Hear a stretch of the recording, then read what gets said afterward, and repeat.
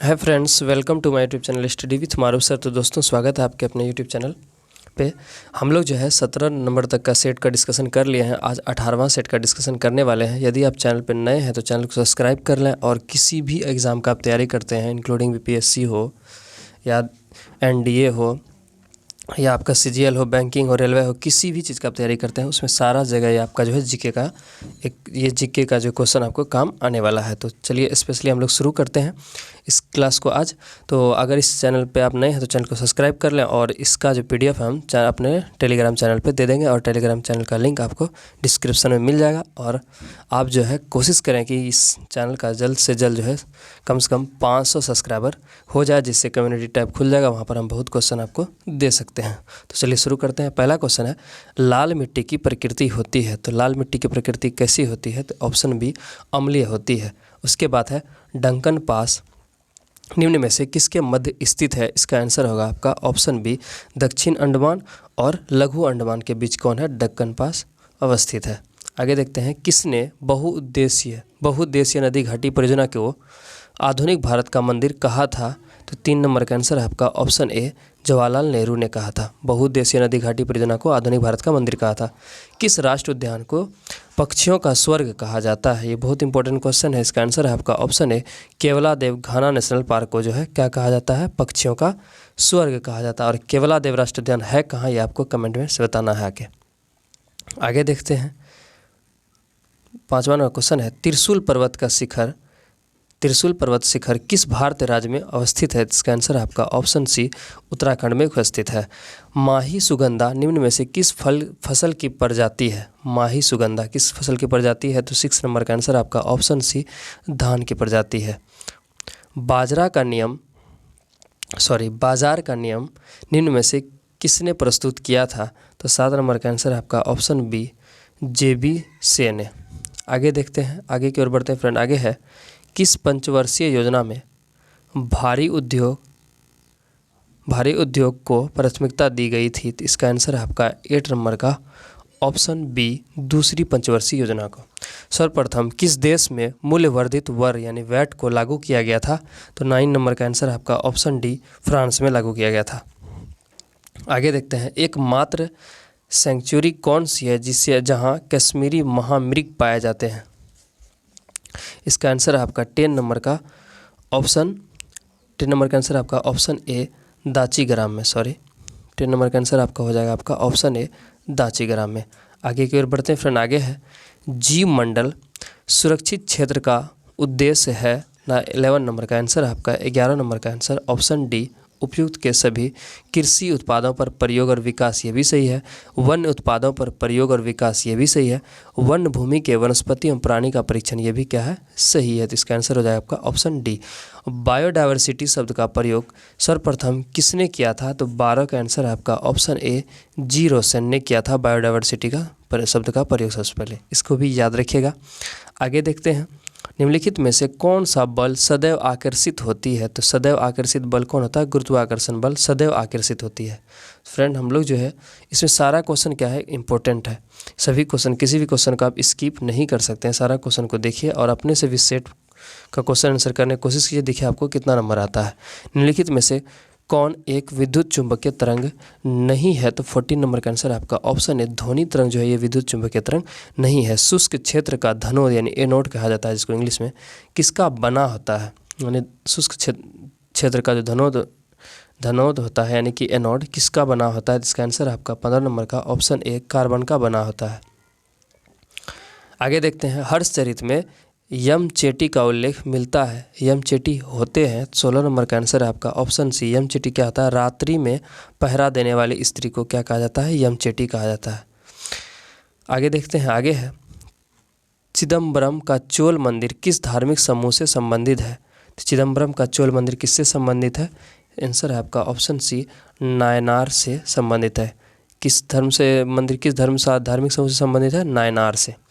किसी विलयन में विलयन की कुल मात्रा तथा उससे मिश्रित विलय की कुल मात्रा का अनुपात कहलाता है? इसका आंसर हो जाए आपका ऑप्शन ए, विलयन की सांद्रता। फिर से देख लीजिए, किसी विलयन में विलयन की कुल मात्रा तथा उससे मिश्रित विलय की कुल मात्रा का अनुपात क्या कहलाता है? विलयन की सांद्रता कहलाता है। आगे है, निलंबन कणों का आकार कितना होता है? तो निलंबन कणों का आकार कितना होता है आपका? ऑप्शन बी 10⁻⁻15 से लेकर 10⁻⁷ सेंटीमीटर के बीच। अम्ल क्रियाशील धातुओं के साथ अभिक्रिया करके निम्नलिखित में से कौन सा गैस उत्पन्न करता है? तो 20 नंबर का आंसर आपका ऑप्शन ए हाइड्रोजन का उत्पन्न करता है। इसको ध्यान में रखिएगा। निम्नलिखित में से कौन सुमेलित नहीं है? इसमें आपको बताना है कि इसका सुमेलन सही नहीं है। एक तरफ दिया है कि खोज और दूसरी तरफ कौन वैज्ञानिक खोज किया, उसका नाम है। 21 नंबर का आंसर आपका देखिए पहला है नाभिकीय मॉडल एनर्सेट रदरफोर्ड, ये क्या ऑप्शन ए सही है। उसके तहत ग्रही मॉडल नील्स बोर, ये भी क्या सही है। क्वांटम मॉडल ये क्या इरविन श्रोडिंगर, ये भी क्या है सही। तो इसका आंसर है आपका सभी सुमेलित है। सॉरी इसका आंसर हो जाएगा आपका देखिए क्या कहता है कौन से सुमेलित नहीं है। तो इसके अकॉर्डिंग जो नहीं के अकॉर्डिंग क्या हो जाएगा इसका आंसर सभी सुमेलित है, यानी कि इसमें से चारों क्या हो जाएगा अपने आप में करेक्शन यानी गलत हो जाएगा। इसको ध्यान से देख लीजिए एक बार फिर क्वेश्चन को। कहता था कि निम्नलिखित में से कौन सा सुमेलन सही नहीं है? तो नाभिकीय मॉडल पर ये सब सम्मेलन जो क्या था सारा गलत था। आगे की ओर बढ़ते हैं फ्रेंड। आगे है क्लोरीन अणुओं के बीच कैसा सहसंयोजक बंधन होता है? तो इसका आंसर आपका ऑप्शन ए 22 नंबर का आंसर हो जाएगा आपका ऑप्शन ए एकल सह संयोजन बंध होता है। आगे एक और देखते हैं। आगे है आवर्त सारणी के किस वर्ग के तत्वों को सामूहिक रूप से क्षारीय मृदा धातुएं कहा जाता है? तो 23 नंबर का आंसर हो जाएगा आपका ऑप्शन बी वर्ग 2 के जितना भी तत्व होते हैं उसे क्षारीय मृदा कहा जाता है। आगे है लूनार कास्टिक निम्न में से किसे कहा जाता है? तो 24 नंबर का आंसर आपका ऑप्शन डी सिल्वर नाइट्रेट को लूनार कास्टिक भी कहा जाता है। आगे देखते हैं निम्नलिखित में से किसका हृदय 4 कक्षीय होता है? तो किसका हृदय 4 कक्षीय होता है? तो आपको बताना है। तो ऑप्शन ए क्या है आपका निम्नलिखित में से किसका हृदय 4 कक्षीय होता है? तो पक्षी का, मानव का और मगरमच्छ का दिया है। तो मानव का भी 4 कक्षीय होता है, इसलिए इसका आंसर जो है क्या होना चाहिए इनमें से सभी होना चाहिए। आगे की ओर देखते हैं हम लोग। आगे फ्रेंड क्वेश्चन है इसका आंसर क्या हो जाएगा इनमें से सभी का। आगे है निम्नलिखित में से कौन सुमेलित नहीं है? तो 26 नंबर का आंसर आपका ऑप्शन डी। पहले देखते हैं क्या है अमाशय अम्ल का निर्मोचन करता है, ये सही है। बड़ी आंत में जल का अवशोषण होता है, ये भी सही है। छोटी आंत पचे हुए भोजन का रुधिर वाहिकाओं में अवशोषण करता है, ये भी क्या सही है। यकृत शरीर में सबसे बड़ी मिश्रित ग्रंथि है, ये क्या है गलत है। इसका यही क्या हो जाएगा इसका आंसर। आगे है मानव शरीर के परिसंचरण तंत्र के किस भाग में ऑक्सीजन रहित रक्त का प्रभाव होता है? आपको बताना है उसमें ऑक्सीजन नहीं होता है। तो 27 नंबर का आंसर हो जाएगा ऑप्शन सी महाशिरा में। आगे की ओर बढ़ते हैं फ्रेंड। आगे है वाष्पोत्सर्जन के लिए पौधे की निम्नलिखित रचनाओं में कौन जिम्मेदार है? तो 28 नंबर का आंसर आपका ऑप्शन डी स्टोमेटा है। निम्नलिखित में से कौन सा जीव परागकणकारी है? तो 29 नंबर का आंसर हो जाएगा ऑप्शन डी सभी। चमगादड़, मधुमक्खी और पक्षी तीनों क्या है परागकणकारी है। आगे देखते हैं। आगे है खानवा का युद्ध बाबर और किस शासक के बीच हुआ था? तो खानवा का युद्ध बाबर और किसके बीच हुआ था? तो 30 नंबर का आंसर हो जाएगा आपका ऑप्शन सी राणा संगा के बीच हुआ था खानवा का युद्ध।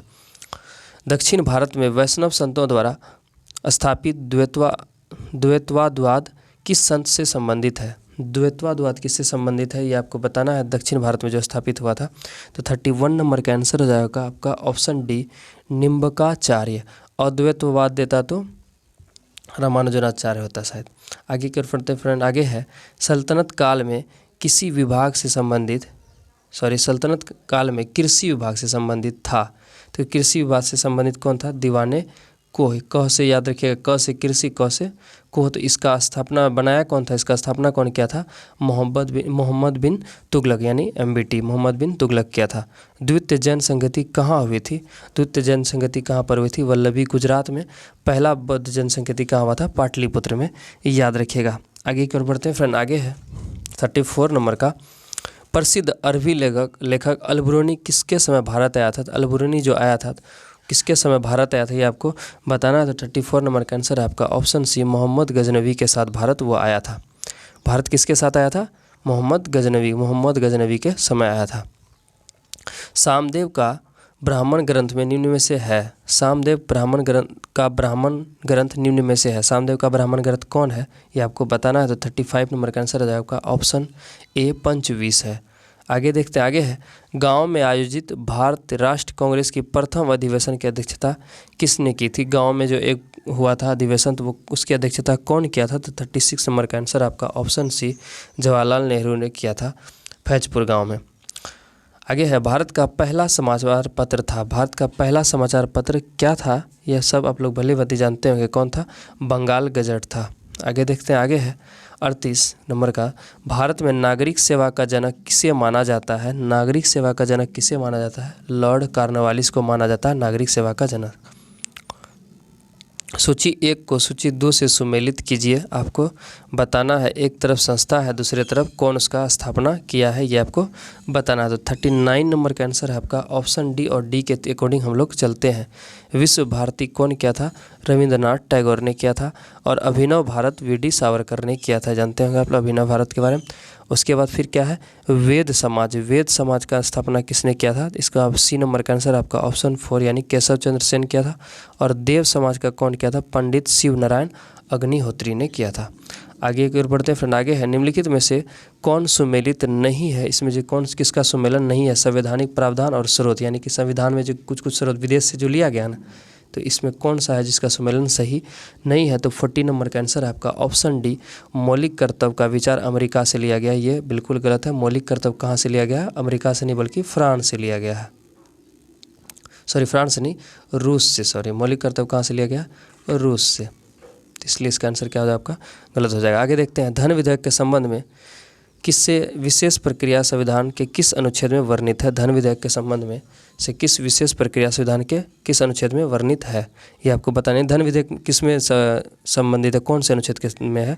तो आपको बताना है। तो धन विधेयक किस में है? आपका 41 नंबर का आंसर आपका ऑप्शन ए, अनुच्छेद 109 के तहत धन विधेयक का प्रावधान है। आगे देखते हैं, आगे है, संविधान के प्रथम अनुच्छेद के अनुसार भारत राज्यों का क्या है? एक संघ है, भारत राज्यों का संघ। 42 नंबर का आंसर हो जाएगा आपका ऑप्शन ए। आगे देखते हैं, धर्म आदि के आधार पर विभेद या प्रतिषेध का मूल अधिकार है निम्न में से किसके अधीन वर्गीकृत किया गया है? 43 नंबर का आंसर हो जाएगा आपका ऑप्शन सी, समता के अधिकार के तहत वर्गीकृत किया गया। देख लीजिए, धर्म आदि के आधार पर विभेद या प्रतिषेध एक मूल अधिकार है, ये किसके अधीन वर्गीकृत है?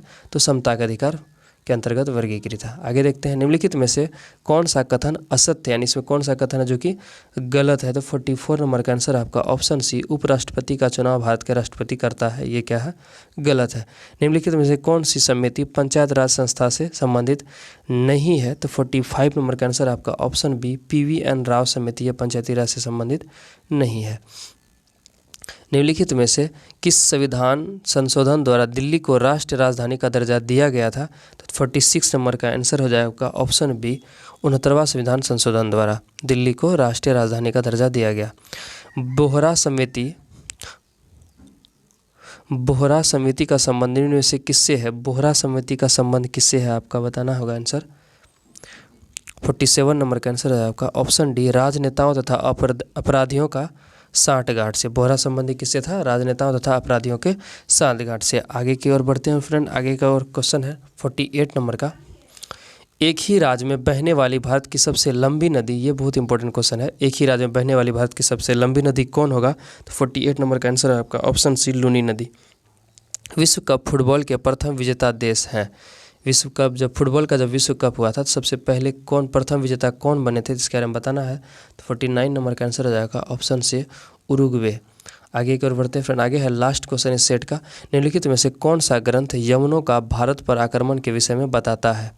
तो 50 नंबर का आंसर हो जाएगा ऑप्शन सी, गार्गी संहिता बताता है ये बात। तो दोस्तों हम लोग जो है आज सेट 18 का डिस्कशन कर लिए, नेक्स्ट वीडियो में 19 का डिस्कसन करेंगे। ऐसे में करके हम लोग को टोटल 100 सेट का डिस्कशन करना है। तो दोस्तों अगर आप चैनल पर नए हैं तो चैनल को सब्सक्राइब कर लें, और अगर आप ये वीडियो पहली बार देख रहे हैं तो इसका जो है आपको लिंक डिस्क्रिप्शन में मिल जाएगा और सब वीडियो का। अन्यथा आप चैनल पर जाके BPSC सेट प्रैक्टिस नाम करके सेट ये बना हुआ है प्ले लिस्ट, वहाँ से देख सकते हैं। तो मिलते हैं दोस्तों नए वीडियो के साथ, तब तक के लिए धन्यवाद।